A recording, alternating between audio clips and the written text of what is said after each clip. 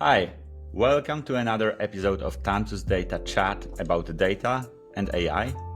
It's worth mentioning that we have Kuba here for the first time. Hello, Hi, Kuba, everyone. welcome. Hello. So, could you please remind me what we agreed to talk about today? So today we're going to be talking about vendor lock-in, about how you can get locked into a single provider of cloud services or different services provider. And what can you do to avoid it? How can you prepare for that, for the eventual possibility that you're going to have to switch your service provider? Okay, perfect. So, let's get started. Okay, so first, can you start by explaining some of the most common reasons that companies decide to migrate their platform to the cloud? Oh, yeah, absolutely. It's usually about cost, scalability, and the speed of innovation. So let's get started with cost. Cost it's something which is very commonly connected with the cloud because people expect that when they migrate to the cloud, they don't have to pay for the infrastructure that much because they are not using the infrastructure 100% and they will be paying for what they actually using. On the other hand, people expect that their speed of innovation, their flexibility in the cloud will be much better, simply because in the cloud you have ready to use tools, ready to use services, and you do not have to reinvent the wheel. And last but not least, cloud is about scalability. So let's imagine that you have a big traffic spike at some point. You can very easily scale up your infrastructure in the cloud, and then you can very easily scale it down so you don't pay for that anymore. And you don't have that scale, that flexibility, that scalability in on-prem environments. So by making faster innovations, but by being able to scale up much faster, you can deliver the business value much faster. Okay, so in your opinion, what are the most overlooked factors when a company is planning a cloud migration? Okay, that's a good question because when companies are planning for migration, they usually look into the current problem and how to solve it, but they very rarely look into much longer horizon. And because of that, two critical overlooked factors are the exit strategy and the long-term flexibility. Okay, so exit costs, that's not something that is talked about, I feel like. And why do you think that they should be critical consideration when you are starting your migration, you are planning it? Uh, yeah. Okay, so first of all, it needs to be considered. It needs to be a consideration at all because it's not always is. So exit cost is often overlooked simply because it's kind of natural to look what we have now, what we will have tomorrow, but it's much harder to anticipate what will happen in 2, 5, 10 years. And it might be that we are building a perfect system for now, but we are locking ourselves and we are kind of creating problems for the future. So often the exit cost might be higher than the current migration cost. And this is what we want to avoid. This is why we want to consider exit cost at all, estimate that, and understand what does it take not only to migrate to the platform you selected, but what does it take to migrate back from that platform? Okay, and how do you estimate those costs?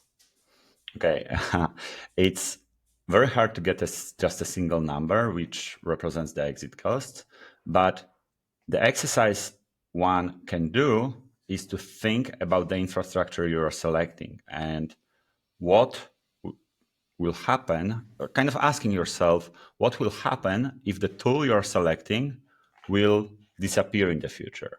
Let's say you get 1 year heads up that the tool you're selecting is disappearing, you're already fully migrated. And then what do you do?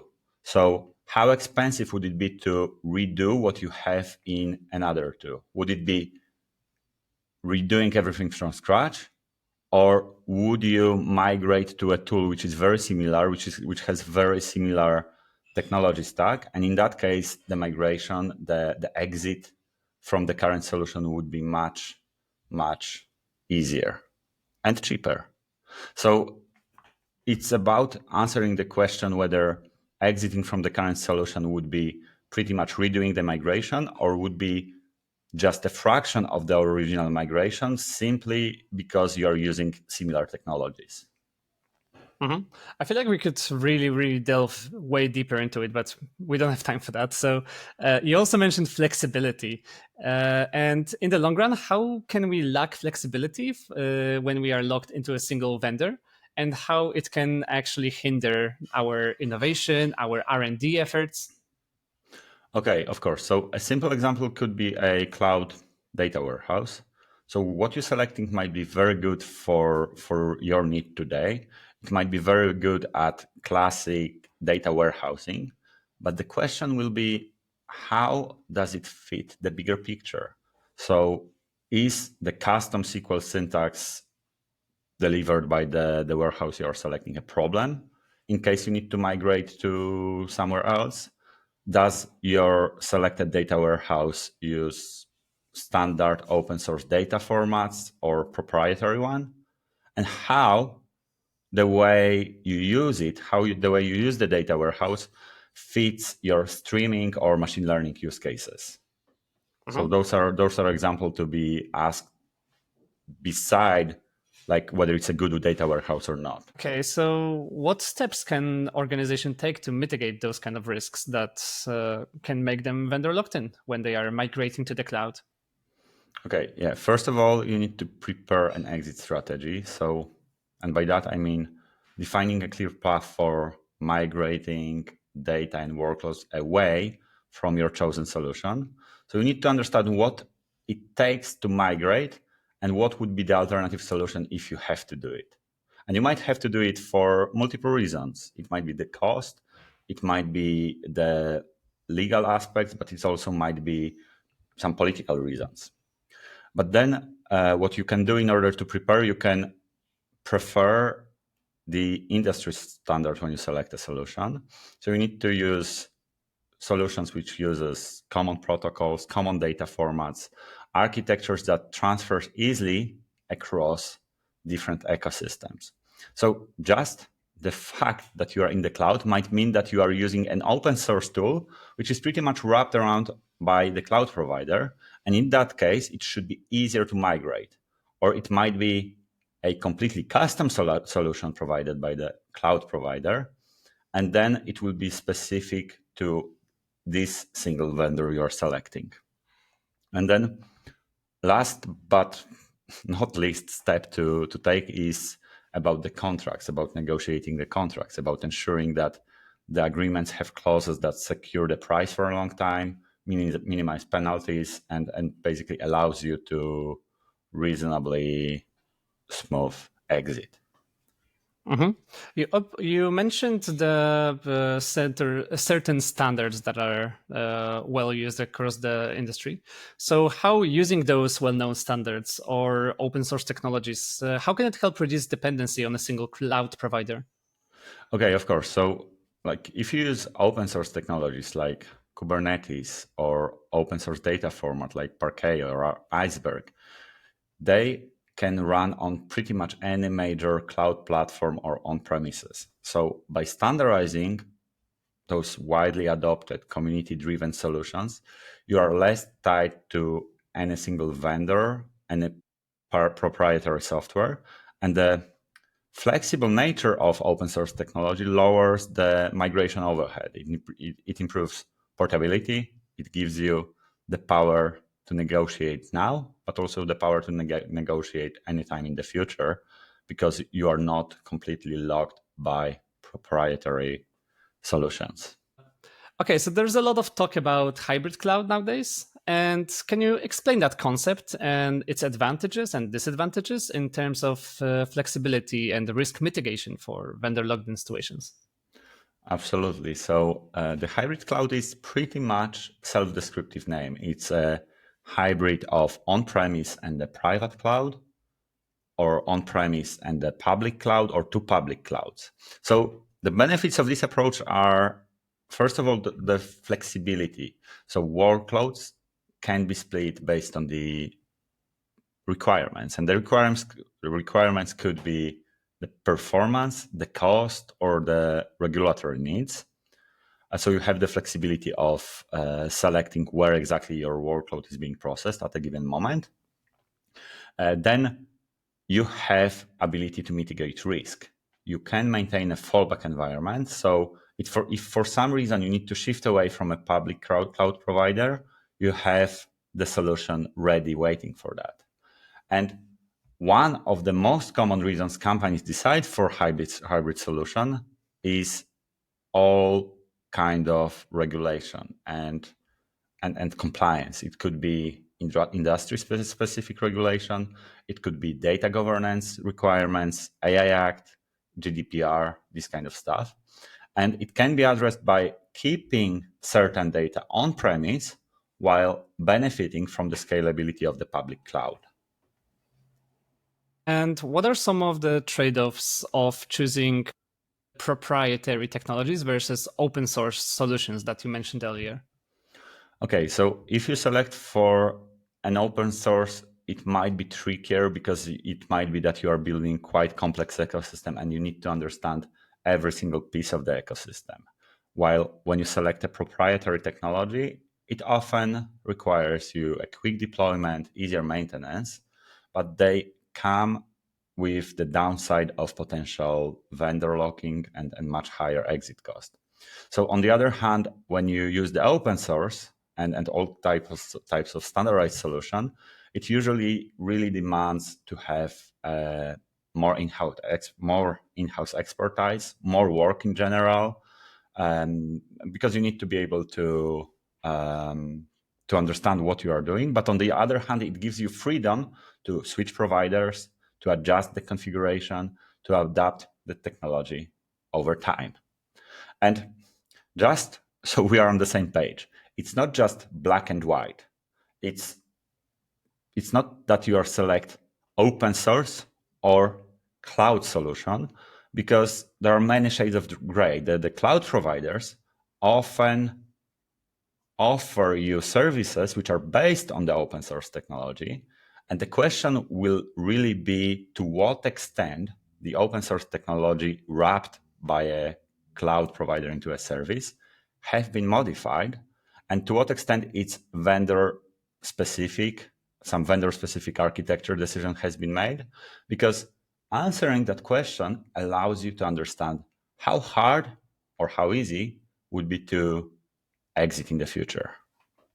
Okay, and how can organizations evaluate the future compatibility of their chosen cloud technologies, and how can they also evaluate how it's going to work with other tools that are available on the market?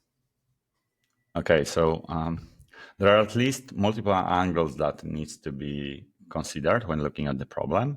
So first of all, you need to look at the technology stack. You need to understand the vendor's technology stack and see how it aligns with industry standards. Then you need to think about the integrations. You need to think about the APIs the vendor provides and how it integrates with the ecosystem you already have, whether you need to build the connectors yourself or you have ready to use tools and you really benefit from the solution from a specific vendor.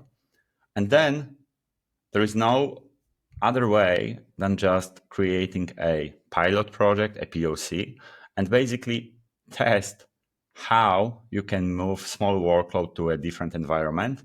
But the tricky bit here is to make sure that the POC is small enough so you assess it quickly, but on the other hand, it should be big enough so it's representative to what you are aiming for. It cannot be too simple because it won't answer your question. But one other thing you probably should look into is how active are the vendor communities, how the ecosystem grow, because if you have a large community, if you have active community, it's a very good sign. You can easily get answer to your questions. You can easily find people who are expert in that technology, and it's a good signal pretty much for the long-term viability of the platform. And what advice would you give to organizations that are weighting that cost of initial migration and versus the potential future cost of future exit? Okay, I would not split them. I would view both as a single lifecycle cost, because saving on immediate migration cost does not always justify leaving yourself exposed to the high exit fees down the road. So if the total cost of ownership over several years, including the potential risk, makes sense, then the migration is more defensible. If not, it might be worth looking into more flexible platform. Okay, so if an organization is they just started to plan their cloud migration, what would be, let's say, top three things that they should focus on? Okay, I would definitely start with defining clear objective and or objectives. And it's somewhat related to your first question about like why people are migrating. So you need to know exactly why you are migrating. Is it about some expectation about the cost, lowering the cost? Is it about scalability, innovation, or maybe something else? And it's worth mentioning that the cost does not necessarily have to be lower. In some cases, if you get faster development, if you improve the innovation speed, it's worth paying more for the cloud services. That's one of the myths about cloud. People expect cloud to be cheaper, but it's not always the case, and it doesn't always have to be the case. But then what else you should do? You should plan for the exit cost. So we have the estimation, the financials, and the operational impact of potentially leaving the cloud provider in the future. And you need to make sure that you stay standard aligned. So where possible, you should select common data formats, open source, open technologies, so you minimize lock-in by doing that. But also you get easier time of hiring people, hiring experts in those technologies, because if a technology is used across multiple vendors, multiple cloud providers, then it's much easier to find an expert who can work and build your platform. And what are some common misconceptions about cloud migration? Okay, so one I have already mentioned. So, like the big misconception is cloud is automatically cheaper, but yeah, you can save on hardware cost by using cloud, but then all kind of data transfer fees, the storage, like selecting the right storage, compute, it must be carefully managed, because they may very easily exceed the on-premise cost. So first of all, you have to be careful about mistakes, because if you make a mistake in how you manage your cloud, you can pay much, much more than expected. And yeah, as I mentioned, cloud does not necessarily always have to be cheaper, because it might make sense to pay more in order to get other benefits like flexibility, the speed of development. But do not assume that cloud is always cheaper. That's for sure. And then the other misconception would be that people quite often consider cloud to be kind of maintenance free. And that's definitely not the case. You still need to have strong governance, performance monitoring, cost monitoring, the security oversight. And for instance, you might need to do extra steps when you migrate to the cloud, because you need to, for instance, pseudonymize your data when you move, simply because there is GDPR requirements for doing that. So migrating to the cloud is not only simplifying things. Sometimes things are getting more complex because you maintain multiple environments, and you need to keep that in mind. And you definitely need strong DevOps in your team if you're planning for a migration. And then another misconception which comes to my mind is that everything should be in the cloud, because there is this like everybody is migrating, it's modern and so on. But the reality is that some workloads fits better on premises.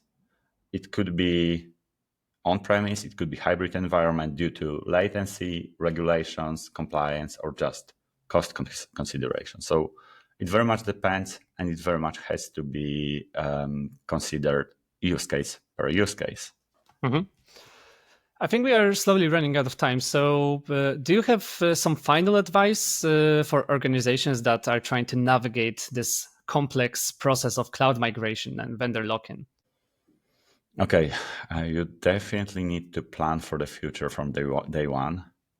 Of course, you don't need to constantly shift providers, and the exit cost is kind of planning for a very specific situation. But knowing how you could and what it could cost, like how you could migrate and what it would cost, gives you stronger negotiating position and basically peace of mind in the future. So if you regularly reevaluate your vendor, if you reevaluate the architecture you have, that also will make sure that you are not overpaying or that you are not kind of staying behind. You just need to make sure when you do the reevaluation, you need to make sure that your current setup is not slowing you down. It's not slowing down your development. It's not slowing down your business. Uh-huh. So, since we are finishing this up, can you tell our listeners, our readers, how they can connect with you, how they can ask you about more insights on their cloud migration plans? Yeah, sure. I'm always available on LinkedIn. So probably somewhere here on the screen there will be a link. But feel free to reach out for personalized guidance, for detailed cost calculation, for discussion about regulation, etc. So I'm always happy to discuss specific requirements and the challenges one-on-one. Okay, great. So thank you very much for listening, for reading, and we'll see you next time. Thank you and see you next time. Bye. Bye.